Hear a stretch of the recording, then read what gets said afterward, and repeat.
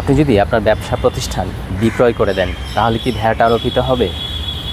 এই প্রশ্নের উত্তর খুঁজতে হলে আপনাকে আরও দুটো প্রশ্নের উত্তর খুঁজতে হবে। ভ্যাট কখন আরোপিত হয়? ভ্যাট সাধারণত পণ্য বা সেবা সরবরাহের উপরে ভ্যাট আরোপিত হয়।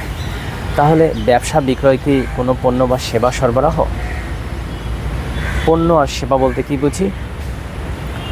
সেবা হচ্ছে ভ্যাট আইনের একটি প্রজ্ঞাপন আছে 186/2019 সালের। এই প্রজ্ঞাপনে যেগুলোকে সেবা বলেছে সেগুলো সেবা। আর পণ্য কি? সেবা ব্যতীত, স্থাবর সম্পত্তি ব্যতীত এবং স্টক শেয়ার এইসব ব্যতীত যে কোনো অস্থাবর সম্পত্তি, অর্থাৎ আমরা যে আশেপাশে যা যা দেখছি সবই হচ্ছে পণ্য।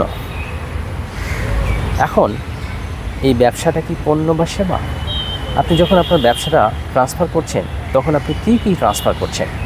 একটা বিষয় খেয়াল করেন, আপনি গুডউইল, ট্রেড নেম বা হচ্ছে কাস্টমার বেস, এমনকি কন্ট্রাক্ট লাইসেন্স, এমপ্লয়িজ, স্টক বা asset, liabilities, receivables, business records এবং অনগোয়িং অপারেশন আপনি কিন্তু ট্রান্সফার করেছেন।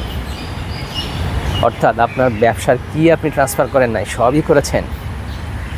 কিন্তু যিনি এই ব্যবসা কিনলেন তিনি কি এই কসমেটিক্স ব্যবহার করবেন? না, তিনিও কিন্তু এগুলো বিক্রয় করার উদ্দেশ্যেই কিনেছেন।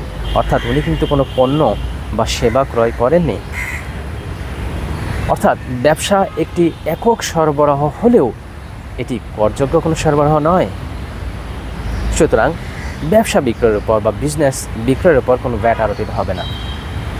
আপনার যদি কোনো এইচএস কোড বা ভ্যাট সম্পর্কিত কোনো বিষয় জানার থাকে নিচে কমেন্ট করে অবশ্যই জানাবেন। ইনশাআল্লাহ উত্তর দেওয়ার চেষ্টা করব।